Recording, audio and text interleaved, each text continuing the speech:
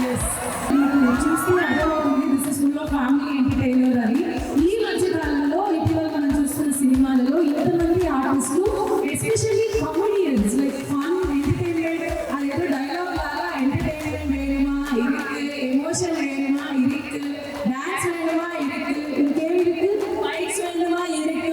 24/7 ఒక మంచి combo pack ముందుకు రాబోతుంది. కొన్ని సినిమాలు మాత్రమే మనల్ని ఆలోచింపజేస్తాయి, మనల్ని అలరింపజేస్తాయి, ఎంజాయ్ చేస్తాయి. అలాంటి ఒక సినిమా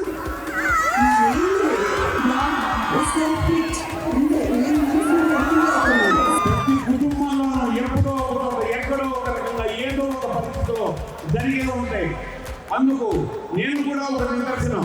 డైరెక్టర్తో కూడా అన్నాను, ఇది నేను అనుభవించాను సార్ ఈ పాఠాన్ని. అందుకని మీ అందరికీ తప్పనిసరిగా నచ్చుతుంది.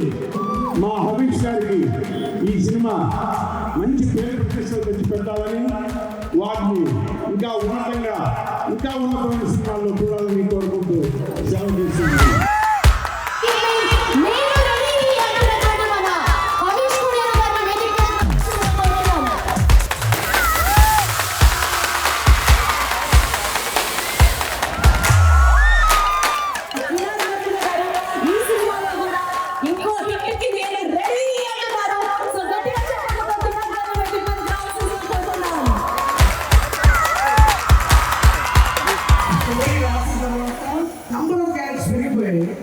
దీన్ని డీల్ చేయడం అనేది మా క్రీడలు డైరెక్ట్ క్రీడలు తప్ప ఎవరికి సాధ్యం కాదు. ఎందుకంటే 40 మంది రఫ్గా పెద్ద ఆర్టిస్టులు అందరూ.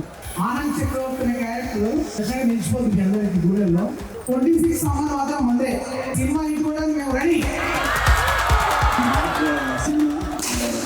ఫస్ట్ టైం మా ఆంధ్ర సినిమా చేస్తాను. First thanks to my dad director Trinath గారు. మీ అందరికీ తెలుసు చాలా పెద్ద డైరెక్టర్ ఆయన. ఆల్మోస్ట్ 10 ఫిలిమ్స్ చేస్తే 8 మూవీస్ బ్లాక్ బస్టర్స్ ఉంటాయి ఆయన usual. I hope I satisfied. One of the best movies of this summer definitely. మీరు అందరూ కూడా బాగా ఎంజాయ్ చేస్తారు. ఫుల్ కామెడీ ఉంటుంది. థ్యాంక్స్.